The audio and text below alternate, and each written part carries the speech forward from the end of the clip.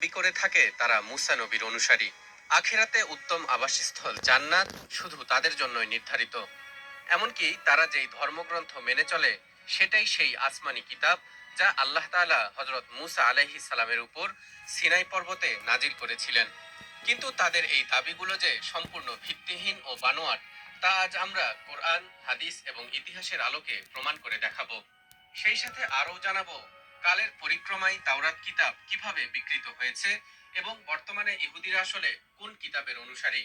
দর্শক, আজ আপনারা এমন কিছু তথ্য জানবেন যা জানলে তাওরাত ও ইহুদি জাতি সম্পর্কে অনেক রহস্যের জট খুলে যাবে। তাই ভিডিওর শেষ পর্যন্ত আমাদের সঙ্গেই থাকুন। আমরা সকলেই জানি প্রধান চারটি আসমানি কিতাবের মধ্যে একটি তাওরাত, যা হযরত মুসা আলাইহিস সালামের উপর নাজিল করা হয়েছিল বনি ইসরাইল জাতিকে আল্লাহর পথে পরিচালিত করার জন্য।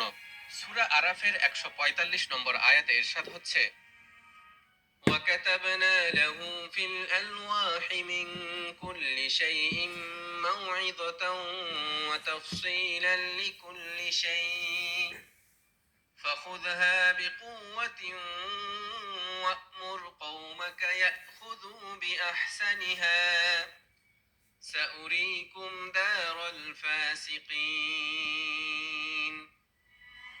আর আমি তার জন্য ফলকসমূহে লিখে দিয়েছি প্রত্যেক বিষয়ের উপদেশ এবং প্রত্যেক বিষয়ের বিস্তারিত ব্যাখ্যা। সুতরাং তা শক্ত করে ধরো এবং তোমার লোকজনকে নির্দেশ দাও যেন তারা গ্রহণ করে এর উত্তম বিষয়গুলো। আমি অচিরেই তোমাদেরকে দেখাবো সত্য ত্যাগকারীদের আবাসস্থল। এজন্য একটা সময় পর্যন্ত তাদেরকেও বলা হতো আহলে কিতাব। কিন্তু তারা যদি সত্যিকার অর্থেই তাওরাত কিতাবের অনুসারী হতো তাহলে অবশ্যই তারা হযরত মুসা আলাইহিস সালামের পর প্রেরিত আল্লাহর দুই নবী ঈসা আলাইহিস সালাম ও মুহাম্মদ সাল্লাল্লাহু আলাইহি ওয়াসাল্লামকে নবী হিসেবে মেনে নিত এবং তাদের আনিত দ্বীন গ্রহণ করত। কিন্তু ইহুদিরা এই দুইজনকে নবী হিসেবে তো মেনে নেয়নি, উল্টো তাদের বিরুদ্ধে ষড়যন্ত্রের জাল বিছিয়ে রেখেছে এবং হত্যার অপচেষ্টা করেছে। অন্যদিকে তাদের নবী মুসা আলাইহিস সালামের কথা মুখে মুখে বললেও বাস্তবে তার কোনো আদর্শ ও শিক্ষা তাদের মধ্যে নেই। এমনকি যেই তাওরাত নবী মুসা আলাইহিস সালামের উপর নাজিল হয়েছিল সেই তাওরাতকেও তারা পরিবর্তন আর পরিবর্ধনের মাধ্যমে বিকৃত করেছে।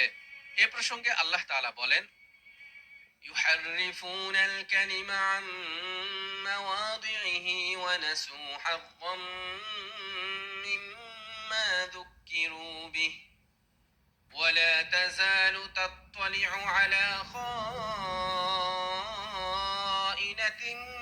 منهم إلا قليلا منهم। তারা তাওরাতের শব্দগুলোকে আপন স্থান থেকে বিচ্যুত করেছিল এবং তাদেরকে দেয়া উপদেশের বড় অংশ তারা ভুলে গিয়েছিল। তুমি অল্প সংখ্যক ছাড়া তাদেরকে সর্বদা প্রতারক হিসেবে দেখতে পাবে। তাওরাতকে হিব্রু ভাষায় বলা হয় তোরাহ, যার অর্থ দিক নির্দেশনা, শিক্ষা, আইন বা পথ নির্দেশ। সূরা মাইদার ৪৪ নম্বর আয়াতে ইরশাদ হচ্ছে, ইন্না আনজালনা আত-তাওরাতা ফীহা হুদান ওয়া নূর يحكم بها النبيون الذين أسلموا للذين هادوا والربانيون والأحبار بما استحفظوا من